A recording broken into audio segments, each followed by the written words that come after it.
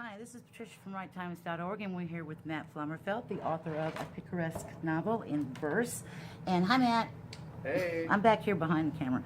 Matt, this book is unique.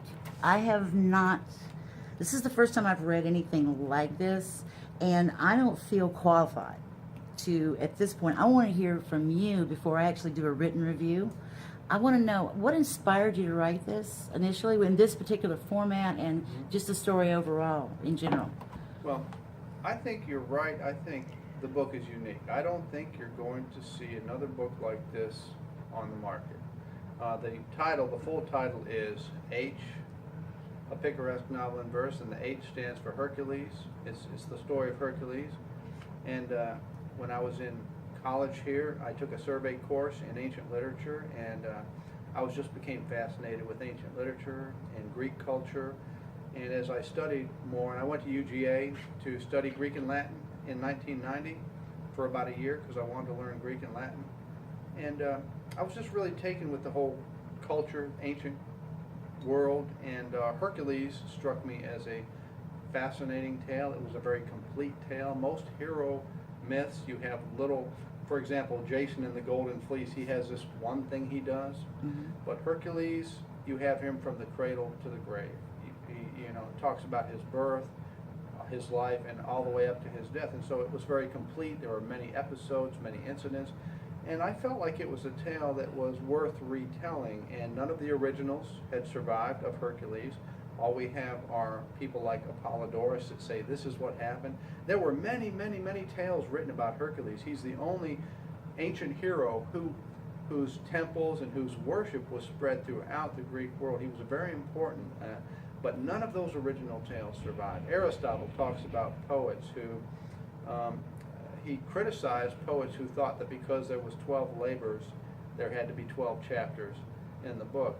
And so, the story's been around a long time, but it didn't survive. So I took all the pieces, put them back together in sort of a modern narrative where readers could read the story, not about the story. They could actually read the story. And I put it in verse form. There was a lot that went into it. I felt like, every major culture has had a national epic. So this was my attempt at writing a national epic. When the history of America is written, I'm hoping that my book will be in the running to be like Virgil's Aeneid, or some of those other great works that are classified as national epics. And so this is an opportunity for younger readers and for readers who've not had an experience with the Romans and the Greeks. This is an opportunity for them to introduce themselves to that epic style writing and also the characters themselves. Well, that's true, but I'm a little bit concerned. Not that younger readers are not smart, but I've pitched the language at a rather sophisticated level. I was sort of thinking of it more as being used in a college curriculum. The vocabulary is very challenging. I wanted to write a book where I could use everything I knew, every arcane word if I wanted to throw it in. And I did. I threw in everything but the kitchen sink, but I hope I used it in a good way. So I don't know that younger readers are going to be able to do as much with this as some older Right. students. Well, like you said, if it's introduced in an academic environment in high schools or in lower division college courses, then there's an opportunity there in academia.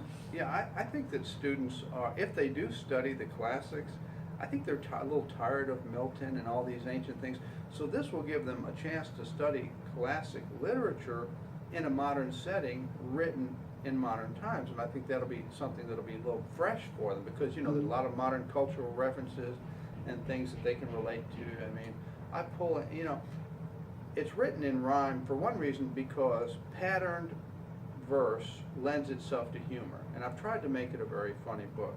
And so there's a lot of funny cultural references, things you wouldn't expect to find in an ancient story. And I tried to write a funny book, and I think I've succeeded in some ways. You're also a musician, I understand. So you play piano, drums, and trumpet. I was a trumpeter in the Navy band for 4 years. And while I was I taught myself to play drums. And then when I got out of the Navy band, I taught myself to play piano, and I guess I was good enough that I got hired to play at various places and improved over the years. So I do play several things. We have a little group that we gig with, a jazz trio.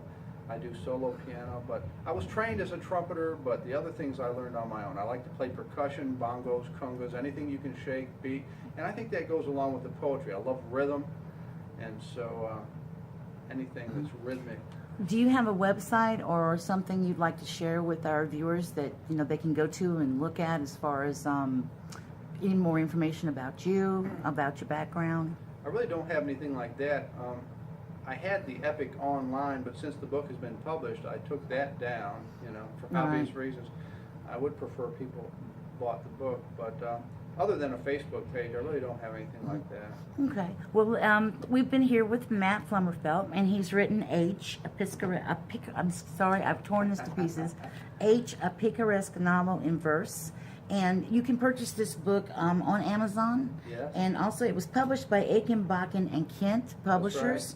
And also, if you remember, we did the last local version of righttimes.org. We talked about Dean Poling had written a little bit on the back as far as reviewing the book, talking about the book for Matt.